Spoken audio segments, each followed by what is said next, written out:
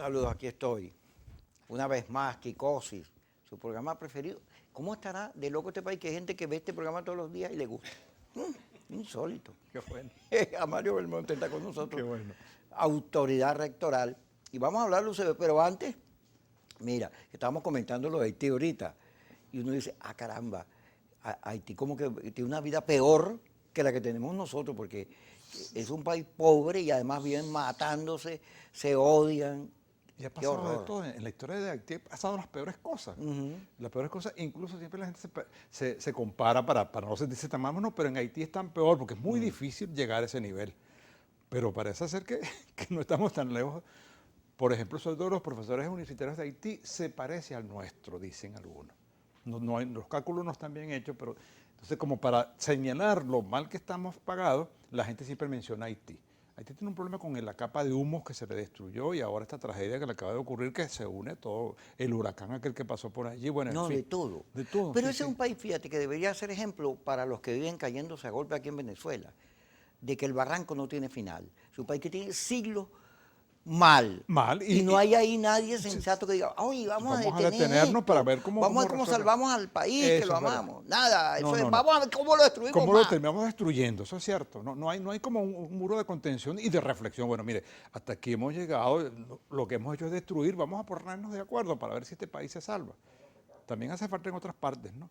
No, por eso que uno vive alertando sobre lo que ocurre en Claro. Venezuela. Porque, fíjate, yo que fui a todas las marchas, y además, aún siendo muy demócrata, porque yo nunca he dejado de llamar de votar, bueno, sí me radicalicé y jalé el gas lacrimógeno que da miedo, Así es. ok, pero después de 22 años tú no puedes seguir diciendo las mismas cosas como si no hubiera ocurrido nada. A mí me asombra el G4. Yo lo he venido diciendo. El G4 es la cosa más macabra en la historia del país y seguramente de la humanidad. Solamente Aureliano Buendía perdió más batallas, más batalla que ellos. Ellos no ganan una. Y entonces andan. Nosotros somos los partidos más grandes.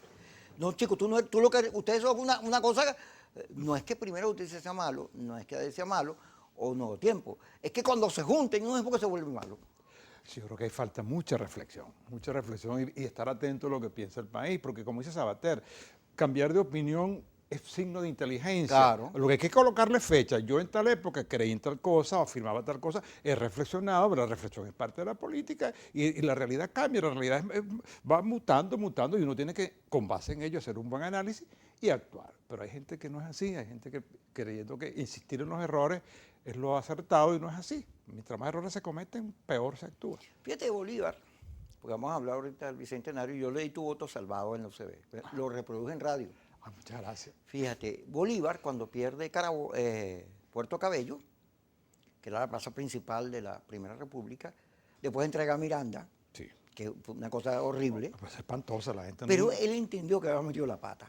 Sí. Y en sus cartas, y entonces siempre decía, no, yo aprendí. Y fíjate lo grande que se vuelve Bolívar. No, cómo no. Pero aquí estos señores, no, yo no he aprendido, yo quiero cometer más errores. Y los mismos, para que la gente se dé cuenta que yo soy terco. Eso está bien que uno existe un error porque uno cree que es verdad, Así es. pero con que la realidad te va dando respuestas y con base en esa respuesta uno dice, bueno, no, yo hasta aquí creo que no he actuado bien o lo que yo estaba haciendo tuvo un momento en el cual era positivo, pero en este momento tengo que reflexionar y cambiar. Eso le falta siempre a los dirigentes políticos, o tienen que hacerlo, no es que les falte, sino deben hacerlo siempre, donde uno esté, tú conduciendo el programa, uno como autoridad universitaria, o como padre, como en fin, en todos los roles uno tiene que saber que se equivoca. Todos somos susceptibles de equivocación, salvo los megalómanos que creen que son Adán, que con ellos se inaugura todo. Uno tiene que pensar que no, que las historias son diversas, que uno comete errores y es parte de la vida, lo que hay que es enmendar los errores. Fíjate, este país que está loco, hay unas señoras en las redes que frente a la autopista, a los petroglifos, los dibujos, Sí. eso se trata del demonio, una cosa satánica. Y yo, ay Dios mío, en eso viven. Pero lo cierto es que la conmemoración de los 200 años de la batalla de Carabobo, que era una oportunidad importante para unir, bueno, más de lo mismo. Y ahí yo leí Tu voto salvado. La gente no lo conoce, pero tú dijiste, oye, no es una fecha para que se la agarre el gobierno. No. Esta es una fecha para que recordemos la soberanía, que por cierto, hay gente que se le olvidó que hay soberanía, ¿no? Claro. Para que recordemos la gesta de liberación nuestro enfrentamiento. Y los próceres civiles, Juan Germán Los- Rocio, así es. no es el nombre de un Vargas. municipio. ¿Sí? San no es el nombre de un municipio, es el nombre de un señor que redactó la Constitución, que redactó casi todos los acuerdos, los manifiestos, junto con otros intelectuales de la Universidad de Caracas, que hoy es la UCB.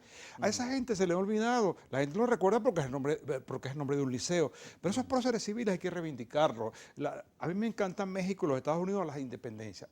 Ambos países, para que estemos equilibrados, celebran la independencia los civiles, más que los militares. En México es el grito de dolores, el presidente da un grito y sale todo el mundo a la calle. En los Estados Unidos, bueno, es una fiesta colectiva y debería ser en todas partes porque eso es un movimiento que combinó actividades militares, ciertamente, pero también el pensamiento civil que concibió la República y esa gente es muy importante y fue muy lúcida. Pero bien, eso es parte de lo que tenemos que revisar y reconstruir. Ahora fíjate, Amalio, antes de entrar en el UCB, que la gente pregúntale por qué se quemó el UCB. Ya va, Sí. eso lo dejamos para el final para que la gente no se nos vaya.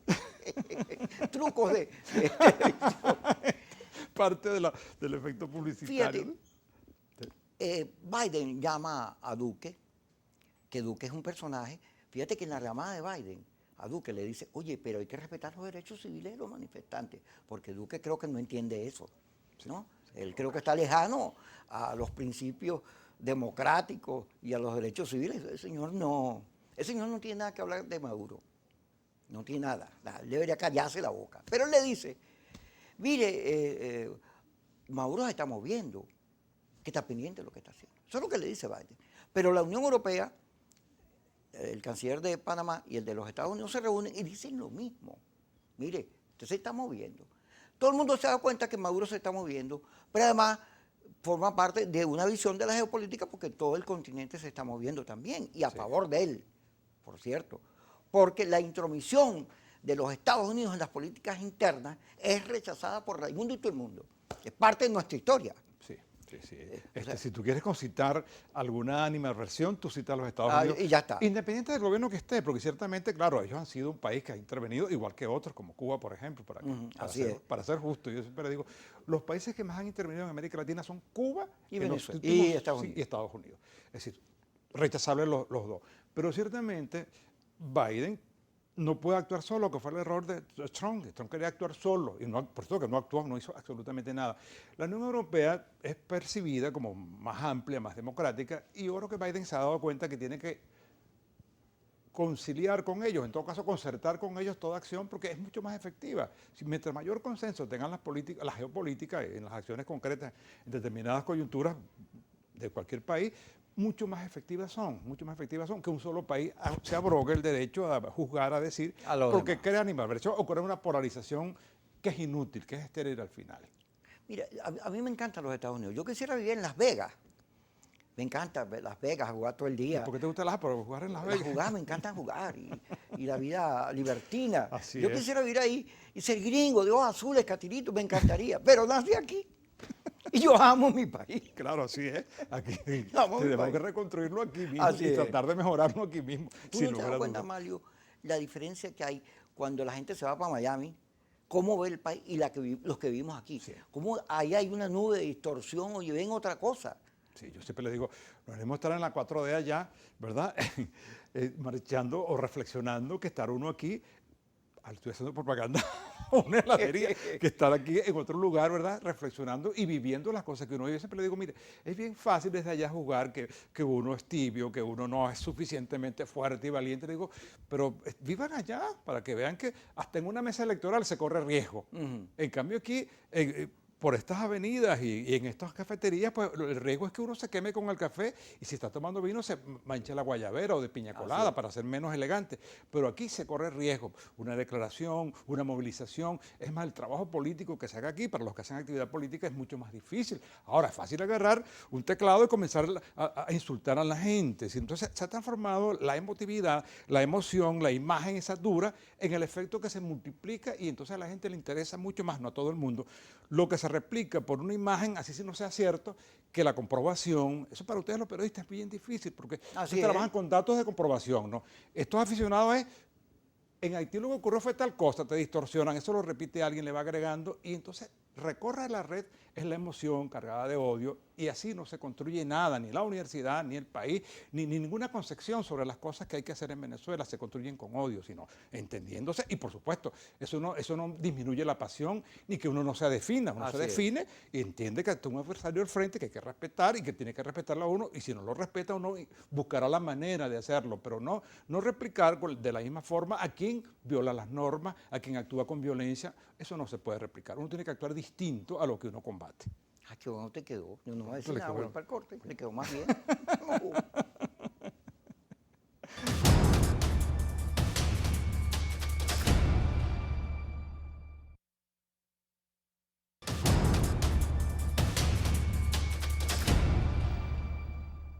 A Mario Belmonte con nosotros. Fíjate que tú dices los periodistas. Yo que he tenido, bueno, yo fui jefe del Comando Independiente de Capriles, o sea, para expresar, y nunca he ocultado mis simpatías. Sin embargo, la vida te enseña, ¿no?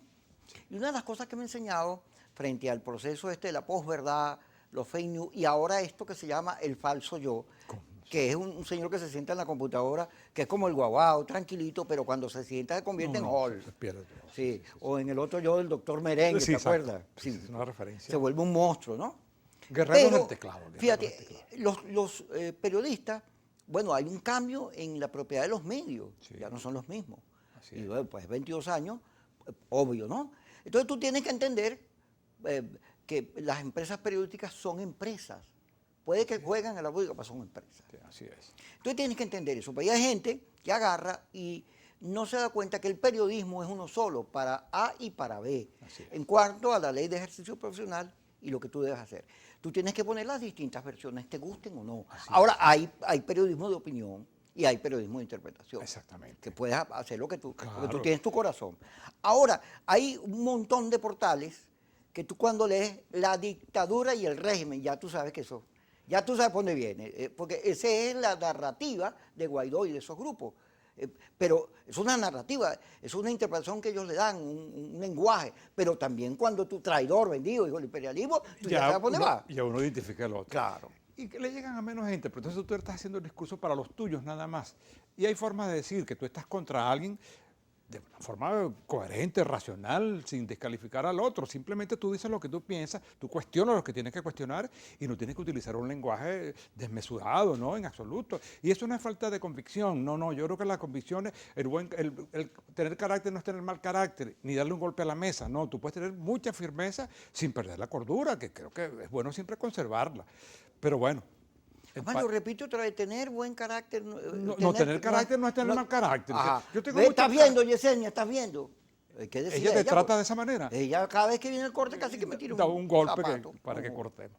Pero falta mucho, de verdad. Yo entiendo que se ha creado un discurso que es muy retador, que ha venido un discurso de guerra que se ha instalado en el país, ciertamente es así. Pero la respuesta que tenemos que darle a ese discurso de guerra es que no es por allí el camino. El camino no es por allí el camino, sin perder la formación que uno tiene y la firmeza que uno tiene, bueno, transitar por un camino a ver si se puede lograr algún entendimiento en este país en algún momento sobre las cosas generales, las cosas esenciales del país, sin negar principios, sin jurar de lo que uno piensa, pero uno puede entenderse. Y de hecho, si tú fueras caraquista, yo me entendería perfectamente, pero no lo eres, ni yo tampoco. No me insultes que yo no estoy hablando mal de ti. Por Dios, los magallaneros somos muy magallaneros. No, yo también lo soy, no te Por olvides. eso. Mira, fíjate, ayer me encontré con Manuel Guzmán. ¿Te acuerdas de Manuel Sí, de cómo Letra? no, cómo no. Los hermanos Guzmán, que yo los quiero mucho, viendo el partido de Italia-España, yo le iba a España. Yo también iba a España, chicos. Qué cosa. Pero los penaltis son una cosa terrible, ¿no? Muy azaroso. Entonces, hablamos de nuestros tiempos en la UCB. Ajá. En la UCB, cuando yo estaba, que tú también estabas, era estudiando, había trotskistas posadistas, Sí, cómo no. anarquistas, Cómo no. Ruptura, 1 de Mayo. Todo. Había de todo. ¿Te acordaste de Abeco, ruptura? De ruptura no se acuerda la gente, pero ruptura existía. Existía. Había una cantidad de partidos, Sí, grupetes, sí. ya había mucho debate, y por cualquier cosa que ocurriera en el país, una asamblea en el aula magna, una protesta, una marcha, la UCB era un centro democrático. Y la sala E mismo, Sí. por ahí pasó La toda- sala E por ahí, ahí pasó era toda la como cultura política del país. Pasó por allí, toda. Pero era democrático, tú sabías lo que es. convivías con muchas ideas Claro, distintas. claro que sí. En cambio, aquí hay gente que perdió el sentido de la democracia. A Maduro es malo, entonces como Maduro es malo, yo puedo hacer cualquier barbaridad porque él es malo. No, un momentico, los demócratas tienen un perfil, que es una cultura también, una manera de pensar. Tú tienes que, por encima de todo, respetar al que piensa distinto a ti. Esa es la base. Esa es la base de la democracia, sí, ciertamente. Si el otro no te respeta, bueno, allá él, pero que tu mensaje sea ese mensaje, pero que tú eres capaz de entender que no hay verdades absolutas, que no hay Adanes, o sea, Adán es uno solo, pues sí es que existió. Es decir, hay gente que cree que el mundo comienza consigo y termina consigo. No, no, hay otras ideas y uno se equivoca muchísimo. Y claro, en política hay que estar definido, pero sin negar que hay otras opiniones que hay que tomar en cuenta y que enseñan además, y que es muy probable que uno cambie de opinión de acuerdo con las circunstancias que van pasando. Tú citabas a Bolívar, Bolívar es contradictorio citarlo, porque tiene muchas opiniones, porque claro, las aprendió durante la guerra, las fue aprendiendo y fue revisando, a veces se declara dictador, a veces muy democrático, a veces y no, y siempre fue muy pro Universidad Central de Venezuela. Esta La defendió siempre. Siempre, y ojalá que la ley que se está discutiendo, los bolivarianos no actúen contra Bolívar. Esta autonomía que tenemos proviene de Bolívar y Vargas, y los que están discutiendo en la Asamblea Nacional, que se asumen como hijos de Bolívar, recuerden eso. Esa autonomía no nos la concedió él, sino la apoyó. Una vez que Vargas presenta el proyecto de los estatutos republicanos, Bolívar los aprueba sin decir absolutamente nada, sino diciendo, nunca voy yo a quitarle nada a esta institución tan noble, sino trataré de darle todo lo que pueda. Y es cierto, la dotó de lo que la dotó. ¿Tú entendiste por qué le cambiaron al Estado Vargas el nombre y le pusieron La Guaira? Digo, pero estos señores no sabían quién era Vargas. No, bien, a mí me pareció un insulto a Vargas. Y eso de estar revisando nombres es lo peor. Mira, la Alemania de Hitler le cambió el nombre a muchas calles. Una vez que Hitler cayó, y aquí pasó con Guzmán Blanco, Estado Guzmán Blanco, capital Guzmán Blanco. Bueno, eso se acabó. Eso de estar cambiarle los nombres porque para construir uno su altar revolucionario o su altar político, construir una nueva nominación de las cosas, eso es absurdo. Y además con Vargas, una figura como Vargas tan egregia, tan digna, que representa la civilidad, a mí me pareció un insulto. No porque el nombre de La Guaira sea malo y tú y yo no hacemos el equipo La Guaira, no. Es que ciertamente Vargas merecía ese homenaje. Lo merecía y creo que es una actitud contraria a todo un pensamiento, a toda una historia que es positiva, una referencia para el país y en el caso para la UCB, que fue su primer rector, más aún. Así es. Ahora, fíjate que con la autopista, no es que Guaycaipuro no tenga su significado, pero Fajardo no era un realista. Bueno, no era un realista. Esa mistificación de las cosas, ese trastocamiento de los nombres, incluso algunos historiadores tienen duda de la existencia de Guaycaipuro. Algunos, no todos. Pero en todo caso, no vamos a negar que existió. Pero ¿por qué tienes que cambiar uno por el otro? ¿Por qué tú tienes que llenarlo, es decir, darle un contenido distinto para que solo te represente a ti? Pues entonces tú vas cambiando los nombres, construyendo una historia. Ahí decía alguien por allí, no, la verdadera historia. Cuando a uno le dicen la verdadera historia es que la quieren cambiar, la quieren modificar. ¿Tú recuerdas cuando Stalin comenzó a quitar a Trotsky de la foto? Bueno, y Trotsky es parte de la Revolución Rusa. Entonces, parte del país, son nuestros conquistadores. El idioma que hablamos es el idioma de los conquistadores. Bueno, la religión que aquí se practica, nos las trajeron y nos las impusieron, pero ya es parte de nosotros. Y esa cosa de invocar el imperio español y cuestionar, eso ya existió.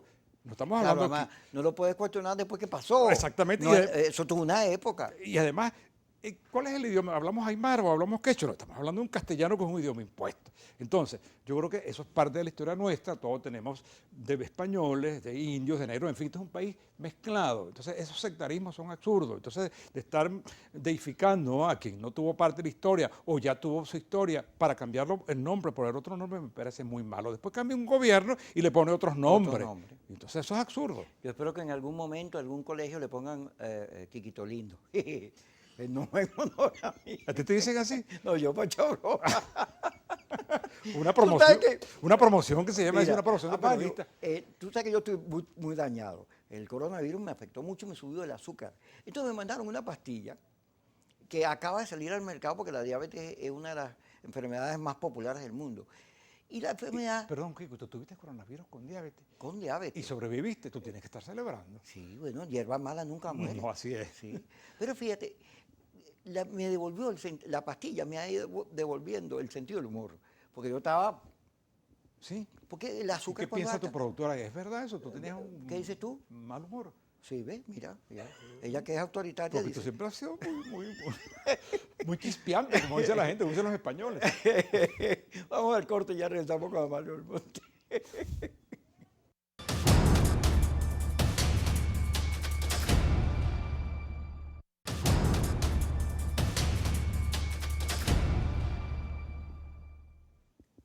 estamos hablando de Guayquipur, de la historia. Tú sabes que Valentina Quintero estudió al Marqués de Toro. Claro, sí. No, Resulta que el Marqués de Toro no fue ningún patriota, sino que él apareció después. No. Además, parte de lo que pudiéramos llevar los mantuanos estaban a favor de mantener el vínculo con España porque temían que se les levantaran los esclavos y los pardos que también estaban buscando derechos. O sea, no todo el mundo que era venezolano era patriota. No, Bueno, como ocurre la hermana siempre. de Bolívar, ¿te acuerdas? Era Sí, pro, sí. pro España. Así es, y ella lo estudia muy bien. Muy bien. Pero la historia sirve para que tú entiendas tu proceder como pueblo, tu cultura y hacia dónde vas. Claro, así es. Yo creo que la crisis venezolana, porque la gente se le olvida que Chávez llegó al poder por la crisis venezolana. Así es. Había una crisis. Los adecos y los copellanos y la democracia logró unos años de estabilidad, de buena educación, Sí, sí. de viviendas para todos, un dólar estable, una economía que funcionaba, pero dejaron de profundizar la democracia.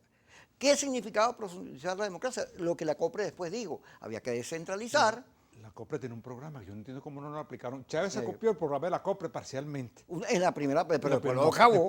después acabó con todo eso. Pero la primera parte, cuando hablaba de la reforma de la Constitución, había un proyecto que coordinaba el doctor Calnera, Ajá. de reforma. Que después él no hizo, además. Sí, sí, exactamente. Eso, bueno, obviamente después todo cambió, pero habían unos errores ahí que podrían haberse modificado. Incluso hubo un comité que nombró Carlos Andrés Pérez una vez que ocurrió el Caracazo, un comité bastante plural, y le presentó un proyecto. Si uno rescatara ese proyecto, ahí está parte de lo que está allí. Chávez lo tomó, parte nada más. Y yo no entiendo cómo no se pusieron de acuerdo, hicieron las reformas a ellos para quitarle ese programa a Chávez, que lo tomó y fue exitoso políticamente en ese momento, sí, porque la reforma de la Constitución, que no sé, algunos otros derechos que inclusive estaban en el debate interno de Acción Democrática y también estaba en alguna gente de COPEI, y la COPRE había hecho algunas reflexiones. Ahora uno no entiende por qué la gente, bueno, siempre hay políticos ciegos ahora y antes, cree que todo está resuelto, que el pueblo cree en uno. No, el pueblo cambia, modifica, la opinión pública cambia constantemente y entonces hay que estar atentos para hacer los ajustes como hacen los italianos. Cambiaron el nombre de los partidos, los programas y ahí están los mismos. Ahí están. Los mismos. Los partidos comunistas europeos Sí, dejaron de llamarse así comunistas y es. llegaron al poder. Llegaron al poder con los mismos dirigentes. Así además. es. Pero fíjate que en Venezuela, este es un país rico, y entonces empezó a crecer la población, sobre todo el fenómeno que se dio en Latinoamérica en los años 80, 90, yo soy rico y ¿dónde está mi riqueza?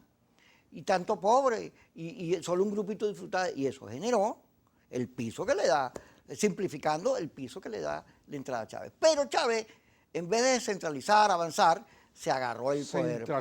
Centralizó. Porque él decía eso, decía, no quiero 21 republiquetas. Y en el mundo, y además la propia reflexión marxista habla de descentralización, la extinción del Estado. Aquí se hizo al revés, en nombre de Marx centralizaron y acabaron con todo ese proyecto que había de descentralizar el poder de las alcaldías, del poder local. Todo eso es más democrático. Y bueno, Chávez se le ocurrió que no, que había que centralizar mucho más, porque mientras más centralizado esté el poder, y es lo que se quiere hacer con muchas instituciones, entre ellos con las propias universidades, queriendo centralizarlas, haciéndolas depender directamente del ministro. Eso no es así. El ministro tiene que ser un elemento de, bueno, no digo que no lo sea o lo sea, sino que no puede ser desde el punto de vista legal quien señoree las universidades. Tiene que haber una reflexión donde todos podamos intervenir, todos seamos respetables y construir una política en común. Eso sería lo ideal. Ahí entrando el UCB. Fíjate, la pandemia pone en evidencia la crisis presupuestaria que siempre ha sido... Sí, sí. Cuando marchábamos nosotros, marchamos como estudiantes por el presupuesto. Pero pone al descubierto una cosa terrible, que es que la pandemia ha producido el auge del streaming. Y hay ahora universidades con auditorios, tecnología, hay nuevas carreras. Sí. Cuando tú te pones a ver, la gente está buscando más gente vinculada al manejo de redes y la comunicación que se da por internet que otras cosas. Entonces, todo eso obliga a la UCB, que es un mamotreto de universidad grande, bella, hermosa, pero que cuesta mantenerla, pero que además los profesores ganan poco y se van.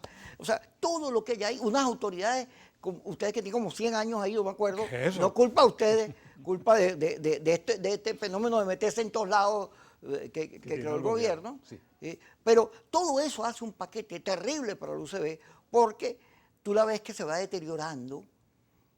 abrieron en estos días Luz. Yo celebré mucho cuando abrieron Luz, en medicina y odontología. La UDO está totalmente saqueada. Las universidades públicas tuvieron al lado un paralelo al cual se le metió mucho dinero, pero ya el tema no es la Universidad Bolivariana contra el... Ese ya no es el tema. El tema es la educación en Venezuela. Y la universidad, que estamos hablando, que antes reaccionaba frente a todo, ahora es como lo oeste. ¿Tú te acuerdas que en el oeste apareció una paja que estaba vuelta? Oye, hay unos documentos, hay una gente que reacciona, pero con una lentitud que yo... ¿qué le pasa a la casa que vence la sombra? Bueno, mira, tenemos problemas, pero Mamotreto no la llames así. Se más considerado con tu instituto. No, yo la quiero mucho. Yo lo dije por... Lo sé. Me arrepiento, pues, me arrepiento. Así que está perdonado, pues, perdonado. Gracias. No tenemos problemas, ciertamente, pero sin embargo, mira, hay una actitud heroica y no en pequeños grupos. Hoy se presentó un informe acerca de lo que pudiéramos llamar la educación bimodal, que son esas, hace mucho tiempo hemos ido construyendo, paralelo a la educación presencial, formas de vincularse a los estudiantes con los profesores, con las investigaciones, con el exterior, en fin. Hemos ido construyendo un sistema, lástima que no tengamos recursos para hacerlo mucho más extensivo, mucho más fortalecido, y tenemos que recuperar la presencialidad. Eso nos lo decía el presidente de la Academia de Medicina, digo, con todas las medidas posibles. El gobierno debería haber dedicado una vacunación especial a todas las universidades, a sus profesores, a sus estudiantes, porque eso nos da más seguridad para que lo presencial se pueda ir imponiendo. El último evento que acabamos de vivir de 194 años en la Facultad de Medicina, bueno, lo hicimos con el Orfeón. Yo asistí como representante de las autoridades.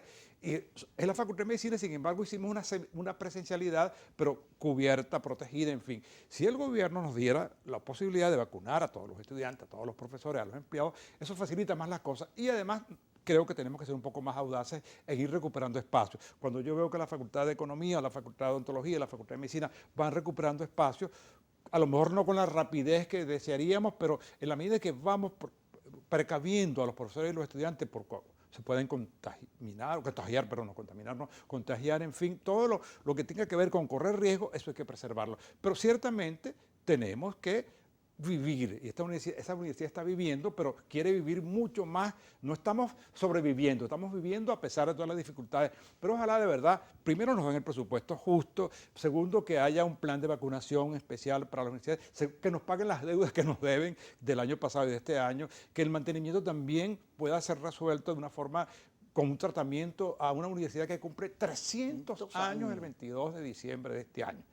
Primero que era el 21, pero creo que es el 22. Entonces esa universidad tiene que ser tratada con cariño, distinta, el gobierno que la trate distinto, porque ya nosotros la queremos como UCEBista y la quiere mucha gente en Venezuela, pero tiene que ser tratada distinta, más racionalmente. Ojalá que esa comisión que designarnos de verdad cumpla con el objetivo de ponerse de acuerdo con nosotros y señalarnos de qué forma resolver parte de los problemas para mantenerla, para elevar los sueldos de los profesores, para crear condiciones sociales de atención a todos los profesores, a todos los empleados y los obreros, que nos permitan rescatar parte de lo que la pandemia nos ha obligado a revisar y a tener congelado, no totalmente, pero sí a tener como represado. Fíjate, vamos al corte, pero Cecilia García Rocha, yo le digo la Chechi, yo la quiero mucho. Antes tú decías Cecilia García Rocha y todo el mundo aplaudía. Ahora te pitan cuando tú nombras a la rectora. ¿Y por qué, chico? Bueno, eso lo vamos a discutir cuando regresemos. ¿Cómo vas a decir eso? Bueno, te cuento, pues.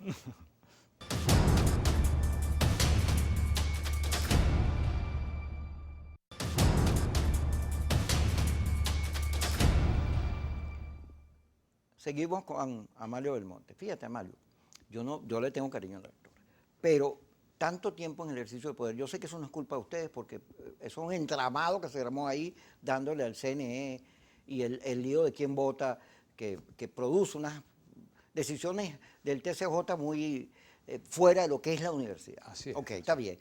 Pero antes, por lo menos que esto, ya las universidades autónomas estarían en la calle protestando, pancartas, cosas. Todo el mundo, ok, la pandemia, no se puede mover, todo eso, pero uno espera que la universidad se defienda a ella misma.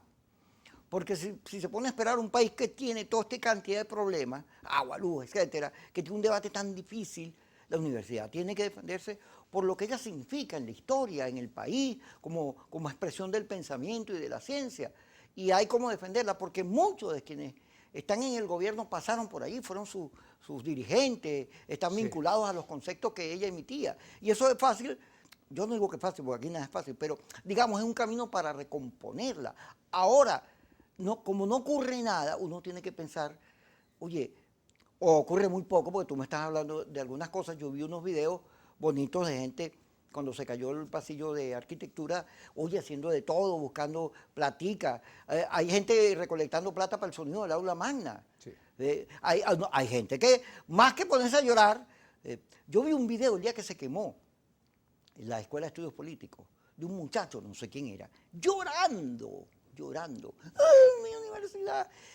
A mí eso me conmueve, pero hace falta, oye, una decisión Claro, de pelear por la UCB. No sé si me entiendes. Primero, claro, o soy muy violento, muy quejoso. Lo de la rectora no. Todas las autoridades que estamos allí no es porque queremos estar allí eternizándonos. Yo creo que nos han ocurrido circunstancias que tienen que ver con decisiones del Tribunal Supremo que no vamos a discutir acá.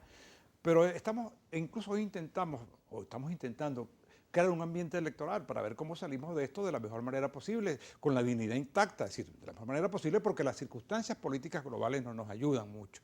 Bien, lo que ocurrió en la Escuela de Estudios Políticos, la rectora y yo estuvimos esa noche allí. Entonces yo le decía, mira Cecilia, fíjate tú cómo ocurren las cosas. Nosotros estamos aquí, pero la idea que hay es que Nerón resucitó en la universidad, está quemando la universidad. Desde Alemania, desde Australia nos mandaban Twitter, pobre universidad, está siendo totalmente arrasada, y resulta que el accidente fue poco, ciertamente no sabemos si fue intencional o si fue accidental, pero sin embargo crea una expectativa, y entonces como las redes se han vuelto en eso, es una cosa de la emotividad, de estimular la emotividad, la respuesta rápida, certera, sin comprobación, sin comprobar nada, simplemente se decía.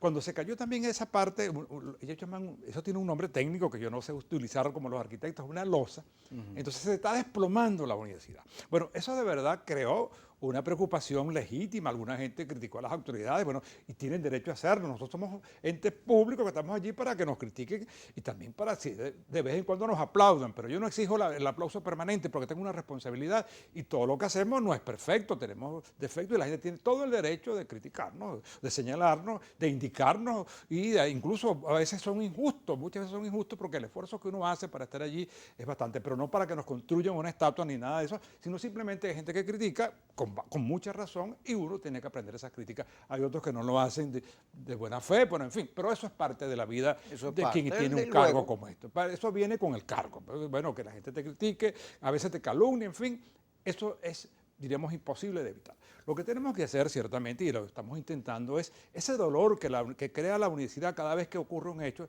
tenemos que utilizarlo todavía mucho mejor. ¿Para qué? Para transformar eso en acciones concretas. No solamente se trata de criticar la universidad que se está decayendo, que bueno, que se está desplomando, porque no se está desplomando, que las autoridades son de alguna manera, bueno, a lo mejor sí lo somos, ciertamente, pero lo importante es la institución. Así es. Nosotros tenemos, todo el derecho tienen las personas a criticarnos a nosotros, estamos al frente de la institución, a los decanos, en fin.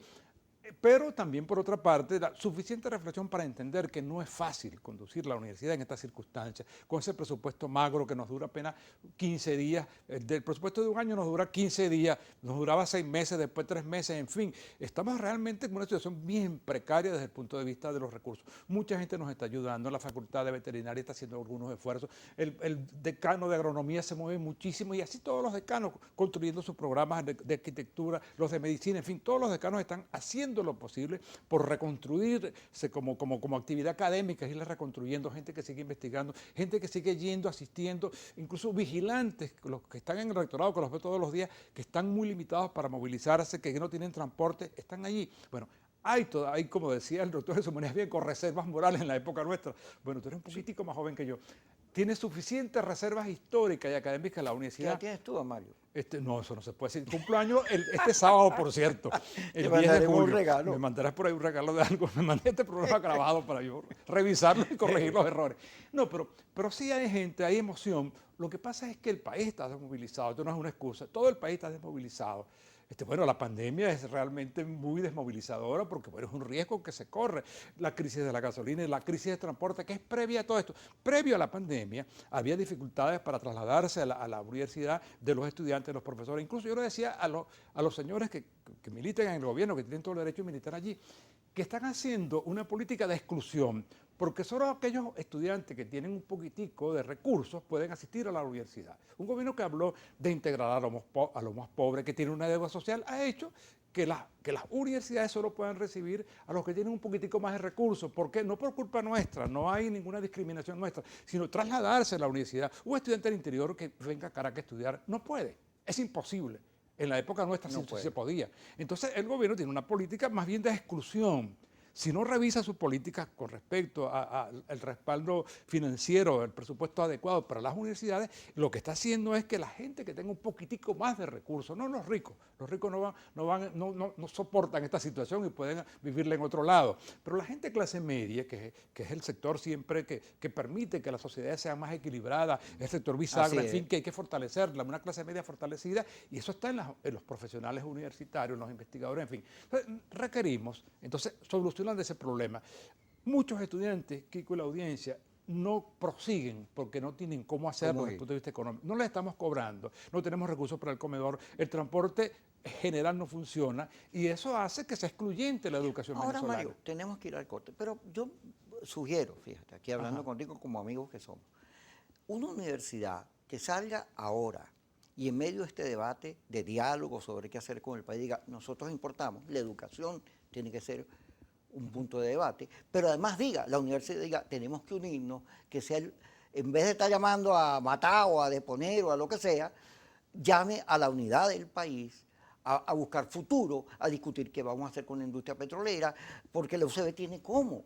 Sí. Entonces, una universidad que contribuya a sacar el país de donde está, yo creo que todo el mundo la aplaudiría, pero tiene que moverse. El tema es cómo se hace, y eso lo vamos a discutir después de que regresemos del corte.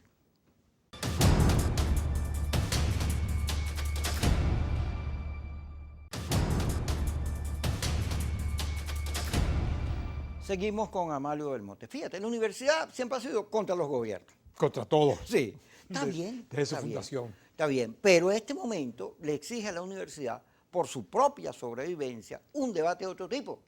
Un debate que unifique, que nos ponga a pensar en el país, en qué educación necesitamos, dónde vamos a conseguir los recursos. Oye, los posgrados de la UCB tenían un prestigio enorme. Igual sus institutos de investigación.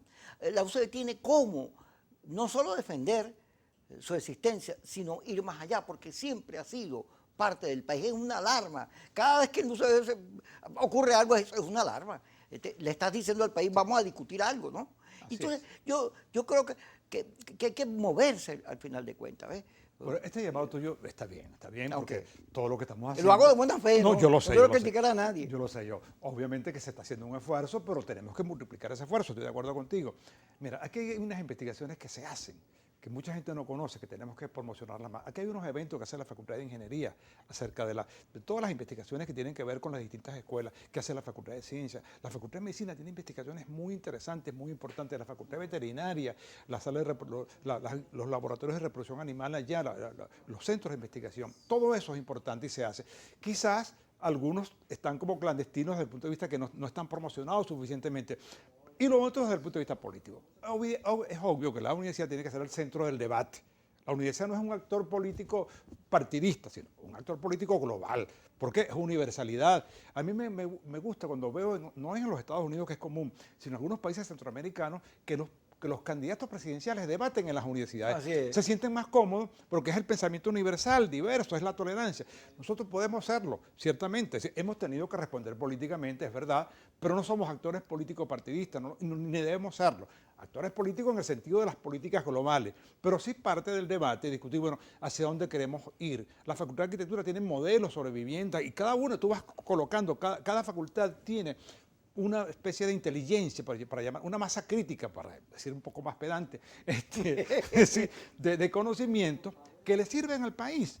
Y ojalá el gobierno se dé cuenta de eso. Mira, una alianza con las universidades es lo más conveniente. Yo decía, ¿por qué cuando Chávez llegó que tenía el petróleo a $100, no se reunió primero con Fedecámara, después con las universidades, y se hubiese hubiese pasado la historia de una forma distinta, porque bueno, con los recursos que tenía, hubiera apoyado a la investigación científica, apoyado al sector privado y hubiera construido un país mucho mejor que el que tenemos. No fue así, ya eso pasó ciertamente, pero en las universidades está la posibilidad de reconstruir el país. Que tenemos que hacerlo más activo, es cierto. Que tenemos que mostrarlo, es verdad. Que tenemos que hacer mucho más, está bien, eso es cierto, pero lo estamos haciendo. Y con eso que estamos haciendo lo que hay que es multiplicarlo. Hay que tener impermeables al desaliento, pero también con fuerza, mostrando lo que tenemos, haciéndolo mejor. Lástima que tengamos el presupuesto que tenemos, las limitaciones que tenemos y esta pandemia que también nos afecta muchísimo. Pero si logramos un mejor presupuesto, un mejor trato por parte del gobierno, le vamos a cumplir con más calidad al país, más de la que tenemos y de la que hacemos, que es mucho. Y el empeño, mira, y el espíritu de universitario usevista de contribuir, los estudiantes hacen un gran esfuerzo, los profesores también, los empleados, los obreros, pero ciertamente tenemos limitaciones objetivas.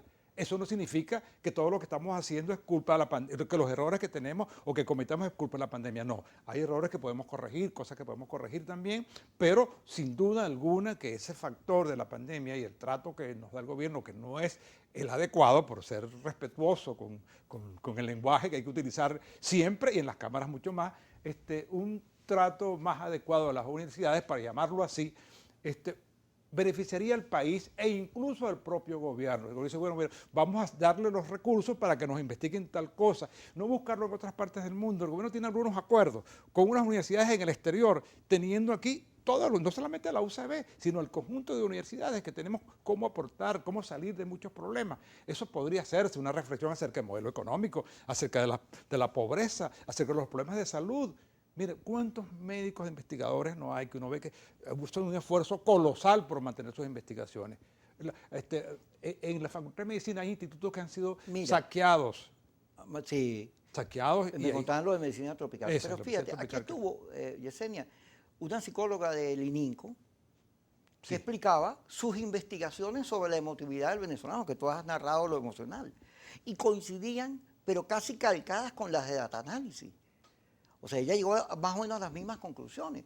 Y te digo esto porque ella hablaba de un estado del país, que yo lo cito mucho, decaído, deprimido. Todo, pero eso se está moviendo ahorita. Sí. Empezó a moverse. Sí, sí. Empezó a moverse porque la gente se obstinó de la queja. Porque la verdad hace caso a la queja. Entonces, hay una actitud del venezolano de sobrevivir a como sea. Con gobierno, sin gobierno, yo tengo que vivir. Entonces, creo que hay un momento que puede ayudar a las universidades. Sí, eso está, y se está reflejando en los propios estudiantes. Fíjate tú, los actos de grados nuestros que no se puede hacer en el aula magna. Sin embargo, los estudiantes se han ido moviendo y entonces que están contribuyendo. ¿Cómo podemos hacer, profesor, para que el acto, si es verdad, no es el aula magna, pueda ser un poco más visible? Y los estudiantes se organizan, construyen todos los recursos para la protección, la bioprotección, en fin, los profesores también, en fin. Hay gente que está diciendo, bueno, tenemos una crisis, pero la queja es insuficiente, o la queja es estéril al final. Si te quejas o te quedas en tu casa, si te inmovilizas, es mucho peor. Y eso está ocurriendo, y yo creo que eso que tú percibes en el país también se va a percibir en las universidades, a pesar de todas las circunstancias que nos están ocurriendo, que son ciertas, de verdad, a pesar de que a veces no actuamos no porque no queramos, sino que no podemos, pero a pesar de eso, siempre hay un extra que colocarle, y yo creo que estamos obligados a hacerlo. Lo estamos haciendo, pero lo vamos a multiplicar. Yo creo que esa solicitud que tú haces, ciertamente, es acertada. Es decir, ¿cómo hacer para nosotros formar parte, o en todo caso, integrarnos mucho más con respecto a aquel país que está intentando sobrevivir, y no solamente sobrevivir, sino modificar las circunstancias y surfear por encima de esta terrible situación que estamos viviendo? Ahí me entendiste. Todo lo que dijiste me entendiste. Y me agrada el estado de ánimo tuyo, que es optimista. No, yo siempre trato no, chicos, no puede ser que uno te vaya a sentir deprimido. No. Siempre tratando de ver que las cosas pueden mejorar, pero hay que hacer un esfuerzo por mejorarlas. No va a llegar, no va fuera de arco con una iluminación que nos va a decir por aquí es el camino. No, construir lo que tengamos que construir y ponernos de acuerdo con quien tengamos que ponernos de acuerdo. Y tratar de bajar un poco el debate interno, que es importante que también lo bajemos entre nosotros mismos. Yo creo que la calmanera. Lo ponemos de acuerdo los usevistas, entendernos nosotros para defender la institución, para recuperarla totalmente y para celebrar los 300 años de la mejor manera posible. Autónoma siempre, ¿verdad? Siempre consecuente con las cosas que el país requiere y además siempre apreciada por todo el país, que uno agradece mucho eso. No que nos aprecien a nosotros, sino a la UCB como institución, que sea un dolor nacional, pero una celebración nacional. Sí. Que los 300 años sean celebrados de la mejor manera posible. Mira, yo por lo menos quiero mucho a la ULA. Cada vez que viajaba a Mérida... ¿Una novia allá en la ULA? Una cosa de eso. Varias novias, pero además, ¿te acuerdas que yo fui candidato en Mérida? Así es verdad. Sí, de todos estos avatares que tiene la vida. Y Mérida es la universidad, porque es una ciudad juvenil. Sí, es una ciudad juvenil. Esa ciudad, sin la ULA, esa ciudad sería como triste. Luz, la Universidad de Carabobo. Uno es más rara porque son varios núcleos, está descentralizada, pero son universidades que hoy son fundamentales para el país. Y la nuestra, que es un campus precioso, hermoso, que es bello. Cuesta mucho mantenerlo, es cierto, que es la síntesis de las artes, que fue diseñada de una forma impresionante, uno se da cuenta de lo bella que es. Y entonces, bueno, merece que la traten mejor, quienes tienen que tratarla mejor, y también nosotros preocuparnos mucho más por ella, y gente como tú que es egresado UCBista, que siempre son, ¿cómo es que dices tú? UCB, que es lo que hemos dicho toda la vida. Nosotros somos UCB. Así es. Todos estamos comprometidos. Creo que puede hacer mucho los egresados por la Gracias, Mario, por escucharnos. Por favor, gracias a ti. Y a estos debates. Gracias a ustedes también. A las 5 y a las 10, Kikosi por Globovisión.